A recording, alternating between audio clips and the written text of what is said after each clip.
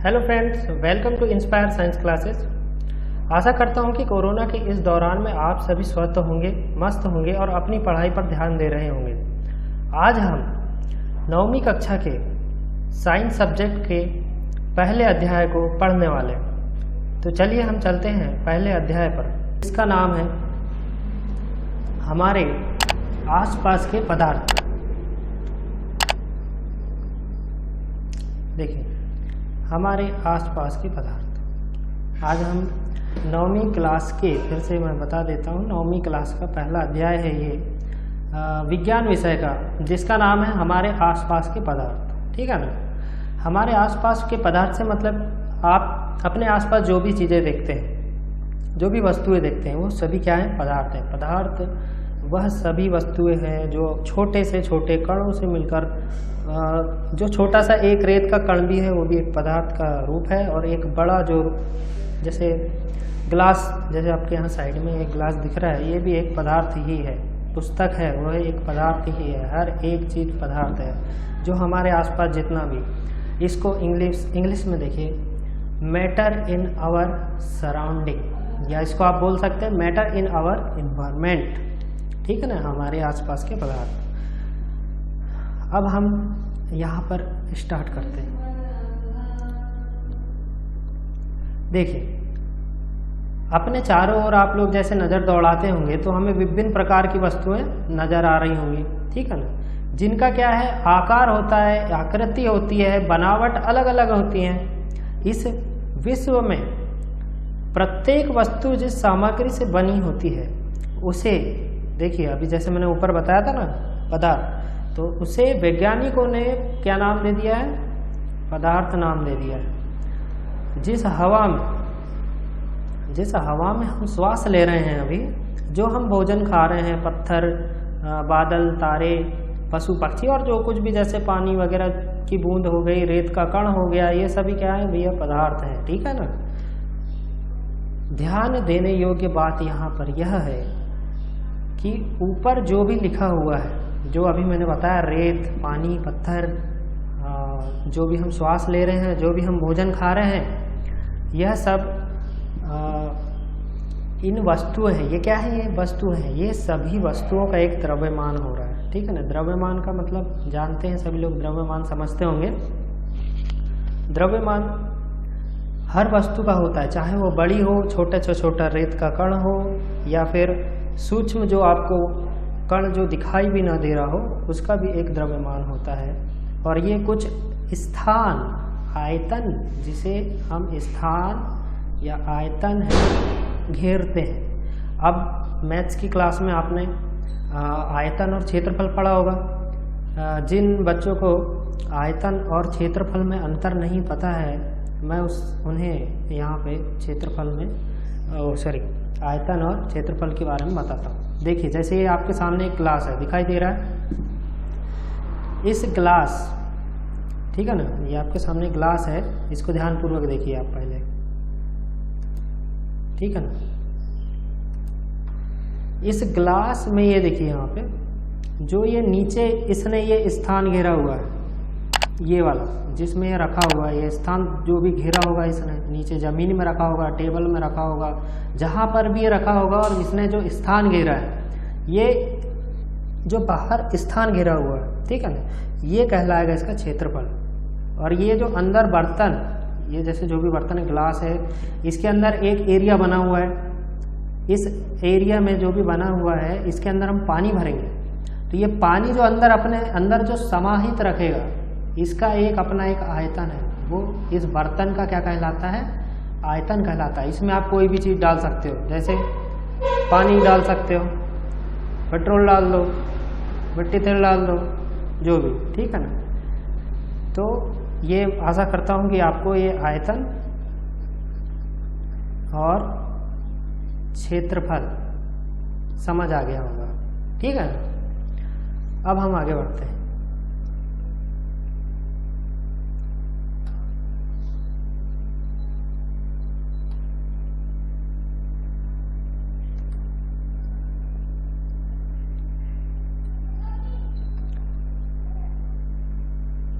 हाँ, चलिए प्राचीन काल से, अब यहाँ पे हम आगे बढ़ रहे हैं, प्राचीन काल से ही जो मनुष्य हैं अपने आसपास को समझने का प्रयास करता रहा है। ध्यान दीजिएगा, जैसे आप लोग भी जब छोटे रहे होंगे तो अपने आसपास देखते होंगे चीज़ों को कि भैया ये क्या है। बहुत सारे क्वेश्चन अपने घर परिवार वालों से पूछते होंगे, भांति भांति के क्वेश्चन पूछते रहे होंगे, जो अभी आप सोचकर हंसते भी होंगे। तो वैसे ही प्राचीन काल से एक जिज्ञासा रही है मनुष्य के अंदर, और अपने वातावरण को, अपने एनवायरनमेंट को समझने का प्रयास करता रहा है। भारत के प्राचीन दार्शनिकों, ठीक है ना, भारत के जो प्राचीन दार्शनिक थे, अब यहाँ पे मैं पढ़ देता हूँ, उसके बाद समझाता हूँ। भारत के प्राचीन दार्शनिक जो वर्ड आया है यहाँ पे ध्यान दीजिएगा। दार्शनिक वर्ड जिन बच्चों को पता नहीं होगा ये क्या होता है दार्शनिक, अभी मैं समझा रहा हूँ दार्शनिक, ठीक है ना। तो ये जो दार्शनिक जो पहले के होते थे, इन्होंने कहा कि पदार्थ जो है भैया, मैटर जिसको इंग्लिश में कहते हैं, ये 5 मूल तत्वों में वर्गीकृत किया गया है, जिसे क्या कहते हैं, पंच तत्व कहते हैं, ठीक है ना।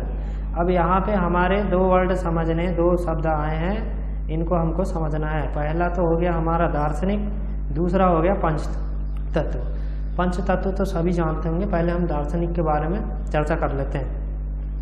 जिस प्रकार से अभी हम सब्जेक्ट पढ़ रहे हैं, हमारे सब्जेक्ट का नाम है साइंस, जिसे हिंदी में हम कहते हैं विज्ञान, ठीक है ना। उसी प्रकार से यह जैसे अभी सब्जेक्ट होते हैं अलग अलग, गणित हुआ, साइंस हुआ, हिंदी, इंग्लिश, ये सब अलग अलग सब्जेक्ट हम पढ़ते हैं। तो प्राचीन काल में एक ही सब्जेक्ट हुआ करता था, जिसे हम दर्शन शास्त्र के नाम से जानते हैं, ठीक है ना। जैसे आपके पापा मम्मी से पूछना आप लोग कि पहले जो भी सब्जेक्ट होता था उनके नाम के लास्ट में शास्त्र लगाया जाता था। जैसे रसायन शास्त्र अभी आप पढ़ते हैं, भौतिक शास्त्र आपकी पुस्तकों में देखना लिखा होगा। उसी प्रकार से दार्शनिक जो होते थे, दर्शन शास्त्र कहते हैं उनको। दर्शन शास्त्र जो पढ़ाते हैं उनको दार्शनिक कहते हैं। और दर्शन शास्त्र एक विषय है जिसके अंदर पहले के ज़माने में ये सारी चीज़ें, जैसे खगोल हो गया हमारा, खगोल यानी जो हम ब्रह्मांड के बारे में जानकारी अध्ययन करते हैं, अभी जैसे गणित का अध्ययन करते हैं, विज्ञान का अध्ययन करते हैं, वैसे ही ये सारे जो विषय हैं, ये एक सब्जेक्ट होता था पहले, सिर्फ एक सब्जेक्ट होता था, उसको दर्शन शास्त्र बोलते हैं। और इस दर्शन शास्त्र को जो पढ़ाते थे, जैसे शिक्षक जो पढ़ाते थे, उनको दार्शनिक बोलते हैं। जैसे मैथ्स वाला टीचर जो मैथ्स पढ़ा रहा है उसको मैथ्स का टीचर बोलते हैं, साइंस वाला साइंस पढ़ा रहा है उसको साइंस का टीचर बोलते हैं। उसी प्रकार से दर्शन शास्त्र जो पढ़ाया जाता है उसको दार्शनिक बोलते हैं। अब हम बात कर रहे हैं पंच तत्व। पंच तत्व सभी जानते हैं, 5 तत्व जो पदार्थ है भैया, इन्होंने दार्शनिकों ने बोला कि वायु से बना है, अग्नि से बना है, पृथ्वी से बना है, जल से बना है, आकाश से बना है। इनके अनुसार, किनके अनुसार, दार्शनिकों के अनुसार, इन्हीं पंच तत्वों के सभी वस्तुएं बनी हैं, चाहे वह सजीव हो या निर्जीव। सजीव निर्जीव तो जानते हैं, जो जीवित होती हैं, जो निर्जीव मतलब जो अजीवित होती हैं। उस समय यूनान दार्शनिकों, यूनान, अब ये यूनान क्या आ गया भैया, यूनान पहले के देशों, अलग अलग देशों में अलग अलग दर्शन शास्त्र होता था सब्जेक्ट, वैसे यूनान में भी यूनान के दार्शनिकों ने भी इस पदार्थ को इसी प्रकार वर्गीकृत किया है। आधुनिक वैज्ञानिकों ने भी, जो हमारे आधुनिक वैज्ञानिक मतलब अभी के वैज्ञानिक हैं हमारे, उन्होंने भी पदार्थ के गुणधर्म बताए हैं, और उन गुणधर्म को उन्होंने 2 प्रकार में बांटा है। कौन कौन से 2 प्रकार हैं? पदार्थ के भौतिक गुणधर्म और रासायनिक गुणधर्म के आधार पर 2 प्रकार में बांटा है। अब यहाँ पे 2 वर्ड आए हैं, ध्यान दीजिएगा, बहुत ही आराम से हम समझ लेंगे। भौतिक और रासायनिक। भैया भौतिक और रासायनिक क्या होता है? जिनको पता नहीं होगा, जिन भी बच्चों को यह मालूम नहीं होगा भौतिक और रासायनिक क्या होता है, तो मैं समझाता हूँ। जैसे भौतिक क्या होता है?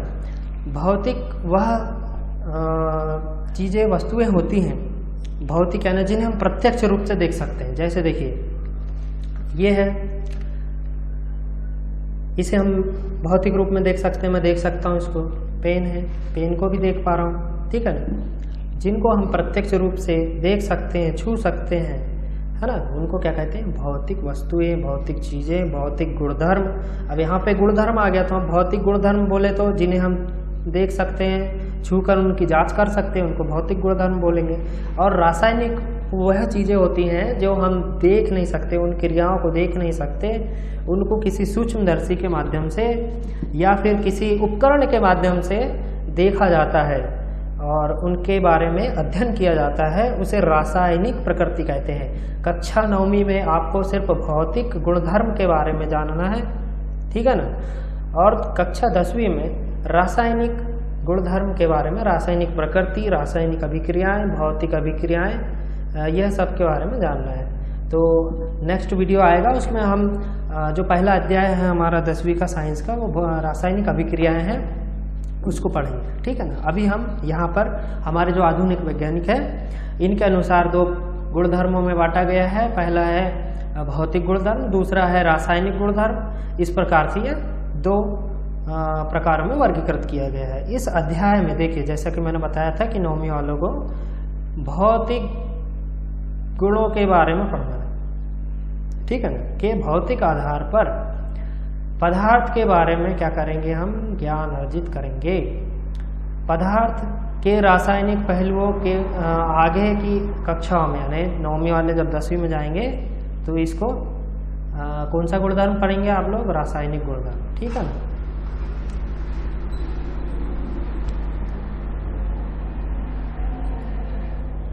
अब देखिए यहाँ पे अब हम बात करते हैं पदार्थ का भौतिक स्वरूप, ठीक है ना। रासायनिक स्वरूप अभी हमको नहीं पढ़ना है। यहाँ पे पहला पॉइंट है, भौतिक के बारे में बात कर रहे हैं, ठीक है ना। पदार्थ जो है भैया कैसे मिलकर बना हुआ है, कणों से मिलकर बना होता है। कणों को क्या कहते हैं इंग्लिश में, क्रिस्टल कहते हैं, ठीक है ना। क्रिस्टल मतलब कण होता है, कणों से मिलकर बना होता है। जैसे जो भी चीज़ें हैं, जैसे ये पेन भी है तो ये छोटे छोटे कणों से मिलकर बना हुआ है, तब जाके इसका ये स्वरूप इसको मिला है, ठीक है ना। उसी प्रकार से जो भी है चीज़ें, जैसे ये हमारा तिरंगा झंडा है, तिरंगा झंडा की ये छोटे छोटे कणों से, कपड़ा जो है छोटे छोटे कणों से मिलकर बना हुआ है, रेसे बने, रेसे से फिर ये पूरा कपड़ा बना है। इसी प्रकार जो भी पदार्थ है इसी प्रकार छोटे छोटे कणों से मिलकर बना होता है, ठीक है ना। चाहे वो एक रेत का छोटा कण हो, उसके अंदर भी छोटे छोटे कण होते हैं, कुछ हमें दिखाई दे जाते हैं, कुछ हमको दिखाई नहीं देते। रेत अभी हम आगे पढ़ेंगे कि कितने छोटे कण होते हैं, कितने छोटे कणों से ये मिलकर बना होता है। चलिए आगे बढ़ते हैं। बहुत समय तक पदार्थ की प्रकृति के बारे में 2 विचारधाराएं प्रचलित थी। एक विचारधारा का यह मानना था कि पदार्थ जो है लकड़ी के टुकड़ों की तरह है, तो लकड़ी के जो टुकड़े सख्त होते हैं उनकी तरह है, यह पहली विचारधारा थी। परंतु अन्य विचारधारा का मानना था कि जो पदार्थ है रेत की तरह अन्य कणों से मिलकर बने होते हैं, ठीक है ना। 2 विचारधारा है, ध्यान रखिएगा। पहली का मानना है कि लकड़ी की तरह सख्त होते हैं कौन, पदार्थ, कण, और दूसरा जो है रेत के जो कण होते हैं उन कणों के माध्यम से, छोटे छोटे कणों के माध्यम जैसे ही मिलकर बने होते हैं। आइए यह जो एक क्रियाकलाप है इसके द्वारा मैं आपको समझाता हूँ पदार्थ के बारे में कि ये कणों से बने भी हैं या नहीं, ठीक है ना। तो इसको जानने के लिए यह एक क्रियाकलाप दिया हुआ है, मैं इसको शॉर्ट में आपको समझाता हूँ कि यह क्या है। जैसे ये बीकर है, मान लीजिए एक, ठीक है ना, ये बीकर है, इसमें आपने 100 ml या फिर आधा इसको पैक कर दिए पानी से, ठीक है ना। इसको पैक कर दिए, दिखाई दे रहा होगा शायद, इसको पैक कर दिया आपने पानी से आधा। और यहाँ पे अब मैं क्या कर दे रहा हूँ, यहाँ पे हमने जहाँ तक पानी भरे हैं, जहाँ तक भी पानी भरे हैं वहाँ तक ये एक अंडरलाइन कर देंगे या फिर एक निशान लगा देंगे कि हमने यहाँ तक पानी भरे हैं, ठीक है ना। एक साइड से निशान लगा देंगे तो, या फिर इसको 1 मिनट में यहाँ पे करके बताता हूँ। ऊपर ग्लास है हमारा, ये हमने यहाँ पे पानी भरे हैं यहाँ तक, ठीक है। चलिए ये भरा हुआ है पानी यहाँ पे, यहाँ मैंने ये निशान लगा दिया भैया, ठीक है ना। अब क्या करना है हमको, चम्मच लेना है, चम्मच में हमको क्या करना है, नमक, या फिर आपके घर में सभी स्टूडेंट जो अभी देख रहे होंगे ये वीडियो को, अपने घर में ये वाला प्रैक्टिकल करके देखिएगा। सबके घर में नमक या शक्कर होगा, सभी जो आपका मनपसंद हो उसका यूज कर सकते हैं। ऐसा एक ग्लास रख लेना कांच का, इस ग्लास में तो जहाँ तक आपको पानी भरना होगा वैसा थोड़ा सा पेन से निशान लगा देना। और भैया मेरे को नमक, मैं नमक ले ले रहा हूँ, ठीक है ना, ये चम्मच भर ये नमक ले लिया मैंने, और ये नमक मैंने यहाँ पे डाल दिया ये पानी में, ठीक है ना। नमक का कलर बदल देते हैं, नमक कौन सा कलर का होता है, और यहाँ पे हम ब्लैक ले लेते हैं, ठीक है ना। ये मैंने ये थोड़ा सा नमक ले लिया, ये नमक को मैंने घोल दिया। अब ये जैसे ही ये नमक को घोला तो ये पानी में घुल गया, ठीक है ना, पानी में घुल गया। और अब आपको ये चेक करना है, ये जब नमक घुल जाएगा कि ये जो हमने निशान लगाए थे इसमें कि पानी का स्तर ऊपर हुआ है निशान से या नीचे हुआ है, ठीक है ना। इतना आप थोड़ा ध्यान से देखिएगा कि पानी का स्तर ऊपर हुआ है या नीचे। अब जैसे पानी का स्तर, अब इससे क्या होगा, इस क्रियाकलाप से हम जैसे 1 चम्मच नमक डालेंगे तो पानी का स्तर ना घटेगा ना बढ़ेगा, जहाँ तक है वहीं तक रहेगा। इससे हमको क्या समझ आया इस प्रैक्टिकल इस क्रियाकलाप के माध्यम से, कि जो छोटे छोटे कण होते हैं, ये देखिए पानी के छोटे छोटे कण हैं, ये नमक जो है ये पानी का नीला कलर का, ये नीला कलर ले लिया, ये नीले कलर का पानी है और ये नमक हमारे काले कलर का है। ये इनके बीच में भी, इन पानी के कणों के बीच में भी एक स्थान होता है, इनके कणों के बीच में भी छोटा छोटा स्थान घेरे हुए होता है। तो ये जो नमक के जो कण गए हैं इन स्थानों को घेर लिए हैं, ठीक है ना, इन स्थानों को घेर लिए हैं, इन स्थानों में फिट हो गए हैं अपना अराजकता। जैसे अंग्रेज घुस गए थे ना अपने भारत में, वैसे इनने यहाँ पे हड़प नीति के द्वारा हड़प लिया यहाँ पे, ठीक है ना, ये जो खाली स्थान बचा था वैसा। तो यहाँ पर इससे ये पता चलता है कि कणों के बीच में भी छोटे छोटे स्थान, छोटे छोटे उनके बीच में भी, अब देखिए वो कण कितने बारीक चिपके हुए हैं फिर भी उनके बीच में इतना स्थान बचा होता है। अब देखिए ध्यान दीजिएगा एक और बात, अगर कुछ खुरापाती लोग भी कहते हैं कि जैसे अभी बोल देते हम सामने होते तो, या लाइव क्लास चलती तो बोलते कि सर अगर ढेर सारा नमक डाल देते तो क्या हो जाता, तो इसमें भी बताऊंगा मैं। अब स्थान थोड़ा सा है, अब एक कमरा है उसमें कितने लोग ज़्यादा से ज़्यादा समा सकते हैं, जितना स्थान होगा या जितना कंफर्ट होगा उतना आप ढेर सारा नमक डालोगे तो ये पानी का स्तर ऊपर आ जाएगा, ठीक है ना। जितना स्थान है वो उतना ही घेरेगा, ठीक है ना। उसको जब स्थान खत्म हो जाएगा तो वो पानी ऊपर, जब आप ज़्यादा नमक डाल देंगे तो ये ऊपर आ जाएगा। शायद ये समझ आ गया होगा। इस क्रियाकलाप से मैं फिर से बता देता हूँ क्या समझे, कि जो हमारे कण हैं, अभी हम गुणधर्म कणों के पढ़ेंगे पदार्थ के, तो अभी हमारे समझ आ जाएगा। देखिए जैसे यहाँ पे ये लिखा हुआ है कि क्या जल के स्तर में कोई बदलाव आया, या आप लोगों के लिए था, आप घर में करके देखिएगा। मैंने आपको बता दिया है कि क्या हुआ है और क्यों हुआ है। सभी पदार्थ कणों से बने होते हैं, ठीक है। शर्करा पूरे पानी में घुल गई है, ठीक है ना। अब चित्र में मैंने बता दिया। अब देखिए यहाँ नीचे चित्र भी बना होगा कहीं, ये देखिए जैसे यहाँ पे, हाँ ये पानी हो गया, ये नमक डाले, ये थोड़ा सा नमक को घोल दिए, ये देखिए यहाँ पे ये जैसे का वैसा बना हुआ है जैसा मैंने अभी आपको प्रैक्टिकल में बताया, ठीक है ना। अब ये है क्या, इसको पढ़िए, यहाँ ध्यान दीजिए। जब हम जल में नमक घोल रहे हैं तो नमक के जो कण होते हैं जल के कणों के बीच के रिक्त स्थान में, जैसा अभी मैंने बताया था खाली स्थान, समावेशित हो जाते हैं। कौन हो जा रहा है, नमक के कण जल के कणों के रिक्त स्थानों में, ठीक है ना। जैसे मान लीजिए एक ये जल के 2 कण हैं, 3 कण हैं, 4 कण हैं, इनके बीच में खाली जगह दिख रही है ना, खाली जगह दिख रही है। अब ये मैंने नमक काले कलर का लिया था, ये यहाँ पे नमक घोले तो ये बीच में नमक ने स्थान ले लिया, इस तरह से। अब शायद सभी समझ आ गया होगा। चलिए अब हम आगे चलते हैं।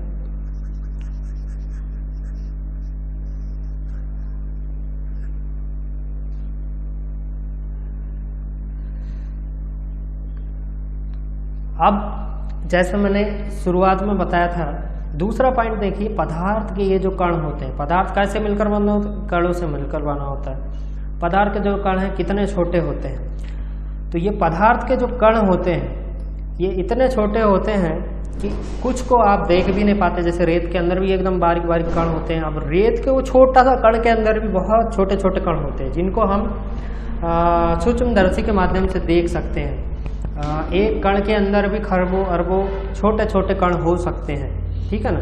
तो इसका भी एक क्रियाकलाप है। अब जैसे यहाँ लिखा है पहला पोटेशियम परमैंगनेट, ठीक है ना। अब इसको नाम देख के घबरा नहीं जाइएगा, ये कोई बड़ी चीज़ नहीं है। जैसे अभी हमने बड़ी चीज़ इसलिए नहीं है कि जैसे मैंने नमक बोला तो आपने नमक को देखा है, शक्कर बोला, शक्कर को आपने देखा है अपने घरों में, इसलिए आपको बड़ी चीज़ नहीं लग रही है। अब ये जिसके समझ नहीं आई होगी तो ये देखिए, ये दिखाई दे रहा है, ये ब्लैक काला काला काला ये दिख रहा है ना, ये यहाँ पे देखिए ये, ठीक है, ये वाला ये चित्र दिख रहा होगा, ये बारीक बारीक क्रिस्टल हैं इसके, ठीक है ना। काय के पोटेशियम परमैंगनेट के क्रिस्टल, ये ऐसा होता है पोटेशियम परमैंगनेट। ये आप जब प्रयोगशाला में जाएंगे, प्रयोगशाला में जब अध्ययन करेंगे तो आपको दिखाया जाएगा ये। तो आशा करते हैं कि ये कोरोना की महामारी जल्द से जल्द ख़त्म हो और आप लोगों के स्कूल चालू हो, जिससे आप प्रत्यक्ष प्रैक्टिकल करने का आनंद भी उठा सकें। अपने शाला के प्रयोगशाला में जब आप जाइएगा, जिसको लेबोरेटरी बोलते हैं, वहाँ पर जाके आप ये देखिएगा कि वास्तव में ये होता है या नहीं, ठीक है ना। तो पोटेशियम परमैंगनेट के 2 या 3 क्रिस्टल मतलब ये कण, ये देखिए जैसे छोटे छोटे 2-3 टुकड़े ले लिए और इसको 100 ml पानी में घोलना है, ठीक है ना। कितने ml में? 100 ml में। चल ये बना लिए हमने एक गिलास, ये 100 ml पानी भर दिए यहाँ तक।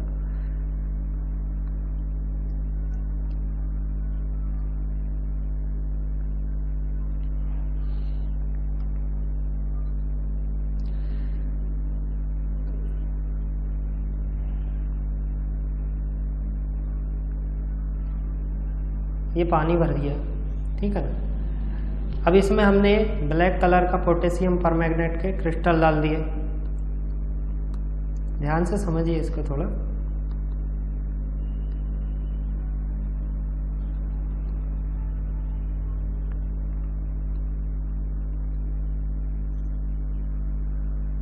ये पोटेशियम परमैंगनेट का हमने यहाँ पे मिला दिया है, ठीक है ना। अब जो है ये देखिए यहाँ पे ये मैं कौन सा वाला प्रैक्टिकल करा रहा हूँ, ये प्रैक्टिकल करा रहा हूँ। यहाँ पे नीचे बीकर बना हुआ है, 100 ml ये हमने पानी लिया, ये पानी नीले कलर का, यहाँ पे देखिए ये यहाँ पे, ठीक है ना। 100 ml का मैंने बीकर लिया है, ये 100 ml लिया हुआ है, जैसे मैंने यहाँ पे मिला दिया है, ठीक है ना। अब यहाँ पे इस घोल में से हमने क्या किए, पोटेशियम परमैंगनेट को ये मिला दिए। यहाँ पे भी देख सकते हैं जहाँ मैंने चित्र बनाया हो, यहाँ पे हमने पोटेशियम परमैंगनेट को मिला दिया। अब यहाँ पे ज़्यादा अच्छे से समझ नहीं आएगा आपके, तो यहाँ देखिए कलर, जैसे ही पोटेशियम परमैंगनेट मिलाए तो ये हल्का सा गुलाबी कलर का हल्का सा हो चुका है, यानी थोड़ा ज़्यादा गाढ़ा गुलाबी दिख रहा है, ठीक है ना। ये बाकी के जो बीकर हैं देखिए जैसे थोड़ा कम रंगीन दिखाई दे रहा है, ये ज़्यादा रंगीन दिखाई दे रहा है, इससे कम दिख रहा है, और ये वाला इससे कम दिख रहा है, ठीक है ना। कौन सा? ये वाला ज़्यादा रंगीन दिखाई दे रहा है, ये वाला उससे कम रंगीन दिखाई दे रहा है, ये वाला और थोड़ा सा देखो फीका हो गया, फीका कलर, अब ये पूरा फीका हो गया। अब ऐसा क्यों हुआ, ठीक है ना। पदार्थ के हम क्या खोज कर रहे हैं, ये देखिए हेडलाइन, पदार्थ के कण कितने छोटे हैं, इसकी जानकारी के लिए हम ये प्रैक्टिकल कर रहे हैं, ठीक है ना।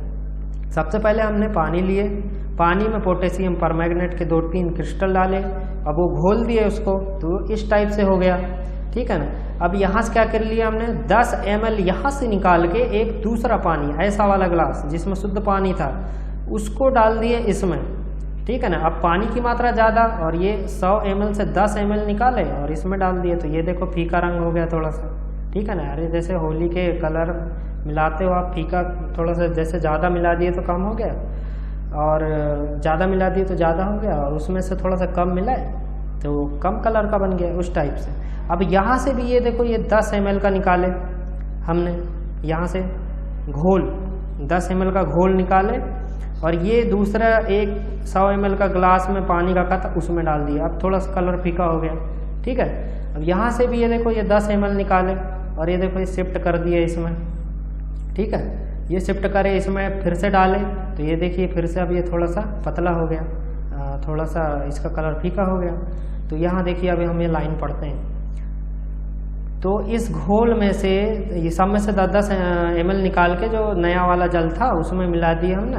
तो इस प्रकार इस घोल को 5 से 8 बार तक तनुकृत, ये तनुकृत एक वर्ड आया है, इस तनुकृत वर्ड की मीनिंग हम बताते हैं जिनको पता नहीं होगा। तनुकृत क्या होता है? तनु मतलब होता है पतला, ठीक है ना, हल्का करना, जैसे ये हुआ ना, ये पतला हुआ। सांद्र मतलब गाढ़ा, सांद्र और तनु में अब यहाँ देखिए ये होता है सांद्र और ये तनु, तनु मतलब पतला, ठीक है ना। जैसे यहाँ कलर फीका हो गया, इसको आप फीका और इसको आप गाढ़ा बोलते हैं सांद्र को, ठीक है ना। ये शब्दावलियाँ हैं, इन शब्दावलियों को याद रखिएगा। तनुकृत मतलब पतला करते हैं 5 से 8 बार, जैसे यहाँ पे किया गया है। क्या जल अब भी रंगीन है? इसके जैसा ये दिख रहा है क्या? मैं जरा इसको मिटा देता हूँ।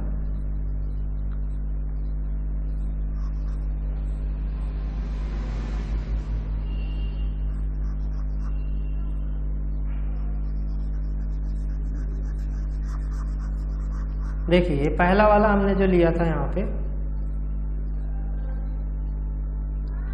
ये पहला वाला जो था, ये देखिए इसके जैसा ये गाढ़ा दिख रहा है, क्या ये है? ये तनु हो गया, तनुकृत हो गया, क्या हो गया? तनुकृत हो गया, ठीक है ना। इससे अब क्या पता चला हमको? इस प्रैक्टिकल से हमको इस प्रैक्टिकल से ये पता चला कि ये जो पदार्थ कण हैं भैया, ये कितने छोटे होते हैं। प्रत्येक बार तनुकृत करने पर, अभी मैंने तनुकृत का मतलब बताया था, तनुकृत मतलब होता है उसको विलयन को, उसकी साद्रता कम करना। साद्रता मतलब गाढ़े से पतले की ओर ले जाना। तनुकृत करने पर घोल का रंग जो होता है हल्का हो जाता है। क्या हो जाता है? हल्का हो जाता है, फिर भी पानी रंगीन नजर आता है, ठीक है ना। अब यह प्रयोग यह दर्शाता है कि जो पोटेशियम परमैंगनेट, अभी हमने जो बात किया था, जो हमने मिलाया था, कि बहुत छोटे से छोटे क्रिस्टलों को भी पानी की बहुत अधिक मात्रा यानी 1000 लीटर भी रंगीन हो जाती है। यानी एक छोटा कण भी मिलाएंगे तो रंगीन कर देता है। इससे हम ये निष्कर्ष निकाल सकते हैं कि पोटेशियम परमैंगनेट के केवल एक क्रिस्टल में कई सूक्ष्म कण होंगे। अब आई बात समझ में? एक क्रिस्टल में कई सूक्ष्म कण होंगे, यानी एक कण के अंदर भी ढेर सारे कण होंगे, जिसकी वजह से ऐसा हुआ।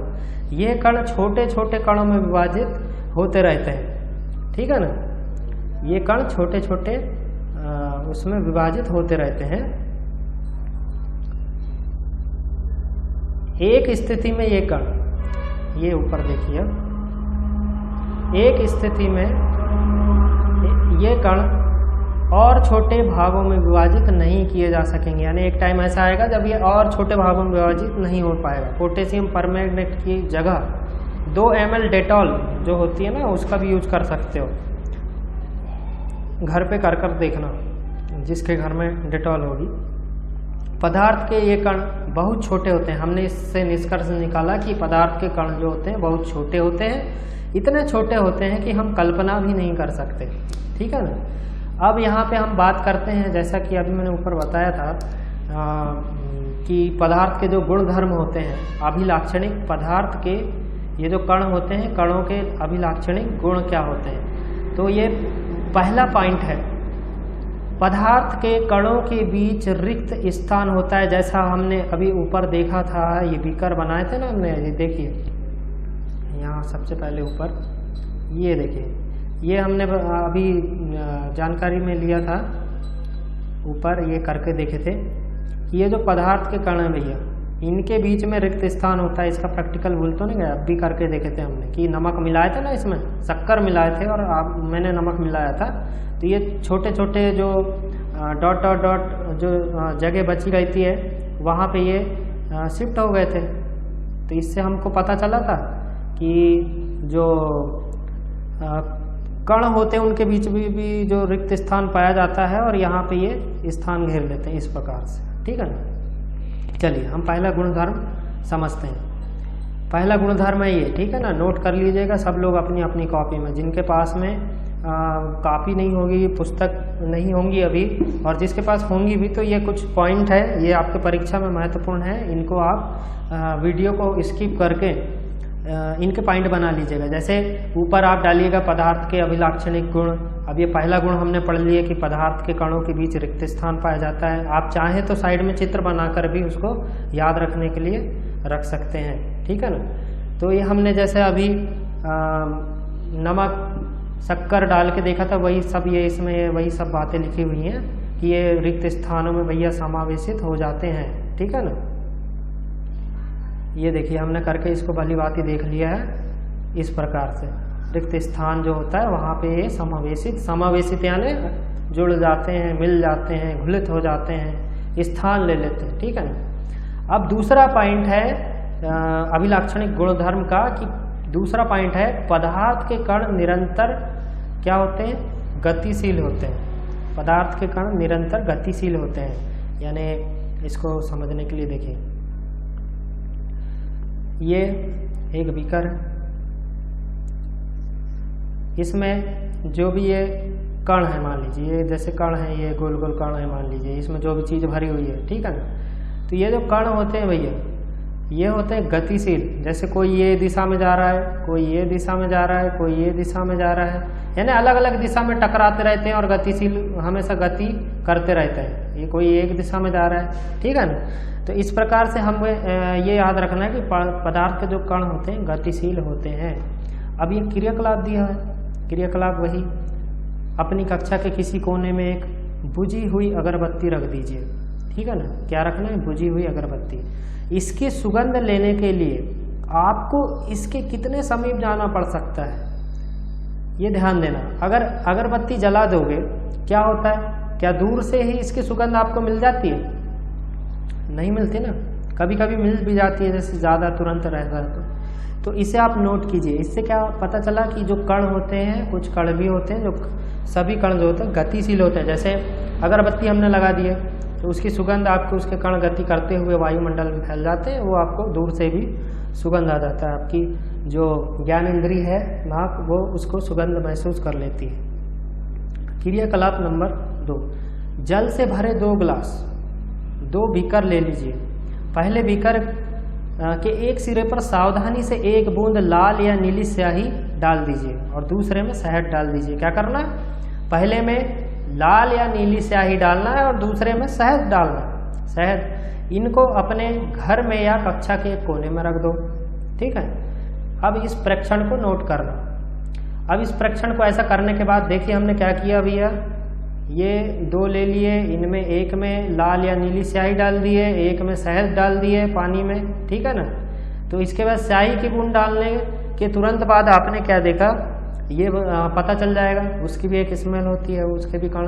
शहद की बूंद डालने के तुरंत बाद आपने क्या देखा, क्या महसूस किया, ये पता हो जाएगा। स्याही का रंग पूरे जल में एक समान रूप से फैलने में कितने दिन या कितने घंटे लगते हैं, ये पता हो जाएगा। यानी ये धीरे धीरे गति करते हुए पूरे बीकर में फैल जाएगा। इस प्रकार से ये बताया गया है, ठीक है ना। चलिए अब क्रियाकलाप ये ढेर सारे दिए हुए हैं कि जैसे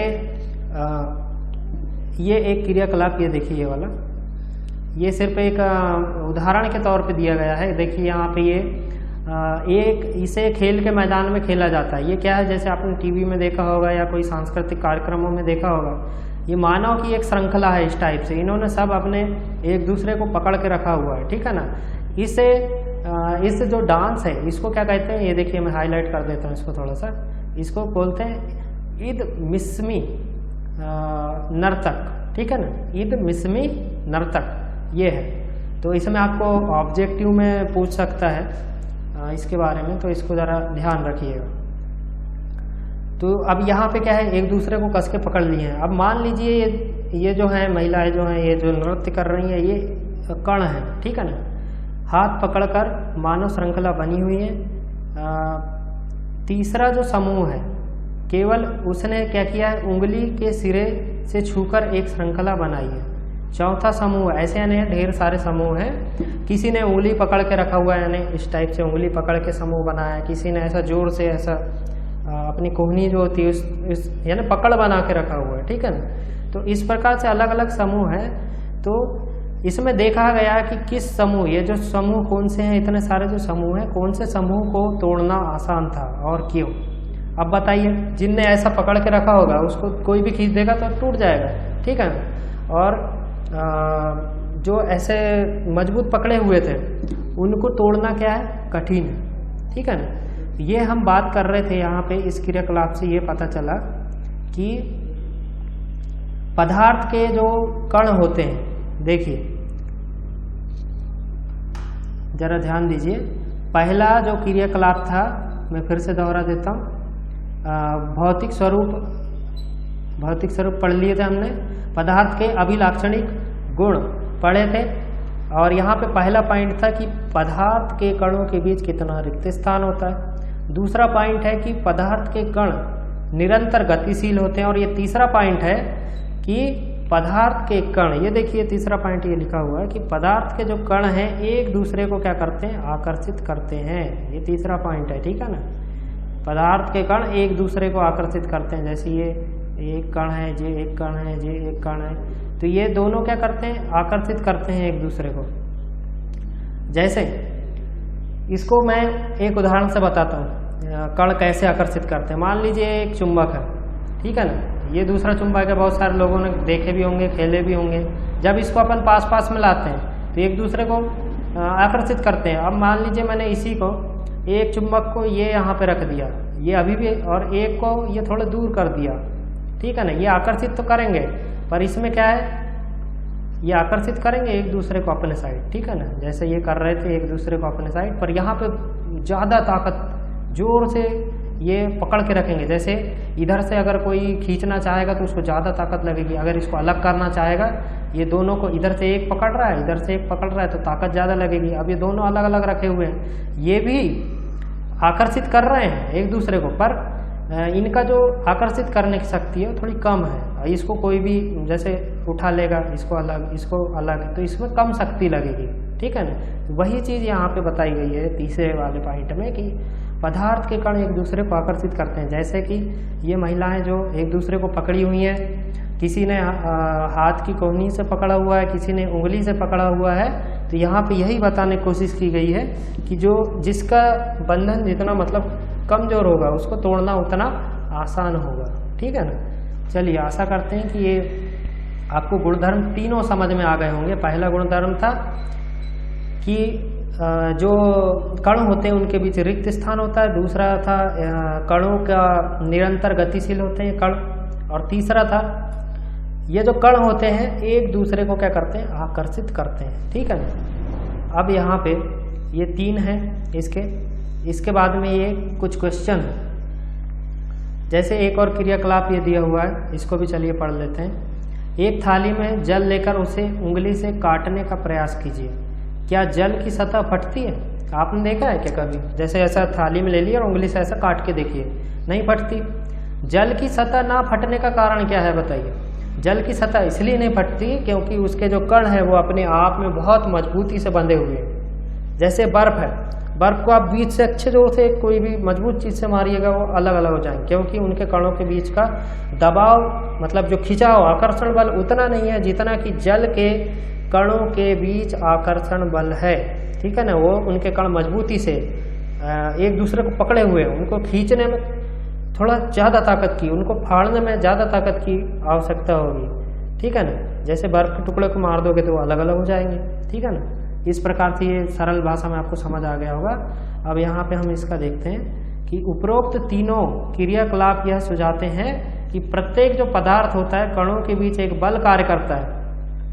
यह बल कणों को एक साथ रखता है, ठीक है ना। एक बल कार्य करता है जैसा कि अभी हमने जाना, और ये बल जो होता है कणों को एक साथ रखने का काम करता है। इस आकर्षण बल का सामर्थ्य प्रत्येक पदार्थ में अलग अलग होता है। जैसे कि मैंने बताया ना, जल जो है जल में उसके कण जो हैं बहुत मजबूती से एक दूसरे को जकड़े होते हैं और बर्फ के थोड़ा सा कम होता है। वैसे ये लाइन का यहाँ पे सार दिया हुआ है कि आकर्षण बल जो होता है सब प्रत्येक पदार्थ में अलग अलग होता है। अब ये जैसे कुछ प्रश्न हैं, ठीक है ना, ये नोट्स कर लीजिएगा आप सब लोग ये वाले प्रश्नों को, और इनके उत्तर जरा खुद से ढूंढ के बताइएगा। जैसे कुछ हैं यहाँ पे मैं बताता हूँ। कुर्सी, वायु, स्नेह, गंध, घृणा, बादाम, विचार, शीत, नींबू पानी, इत्र की सुगंध, ये कौन से पदार्थ हैं, ठीक है ना।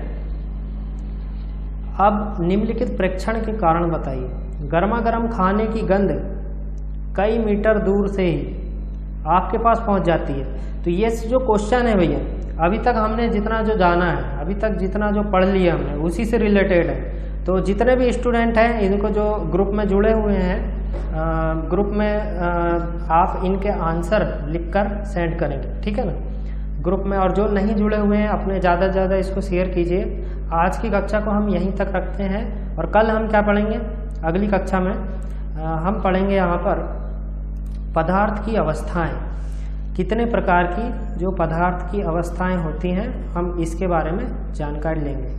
आपका आज का होमवर्क ये है कि आप ये जितने भी ये क्वेश्चन है इसका स्क्रीनशॉट ले लीजिए, जिसके पास पुस्तक ना हो इनका, ठीक है ना, इनका स्क्रीनशॉट ले लीजिए।